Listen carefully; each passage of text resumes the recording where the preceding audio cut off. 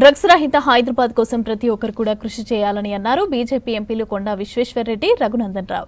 స్వామి వివేకానంద జయంతి సందర్భంగా రంగారెడ్డి జిల్లా రాజేంద్రనగర్లోని the quantum school and Excellencia junior college ఆధ్వర్యంలో కోకాపేట్ క్యాంపస్ దగ్గర నిర్వహించిన 5K రన్ నిర్వహించారు. అయితే ఈ కార్యక్రమానికి ముఖ్య అతిథులుగా కొండా విశ్వేశ్వరరెడ్డి, రఘునందన్ రావు హాజరయ్యారు. డ్రగ్స్ అనే మహమ్మారి హైదరాబాద్తో పాటు ప్రపంచాన్ని కూడా గడగడలాడిస్తోందన్నారు. డ్రగ్స్ నిర్మూలన కోసం 5K రన్లో పాల్గొన్న వారిని అభినందించారు ఎంపీలు.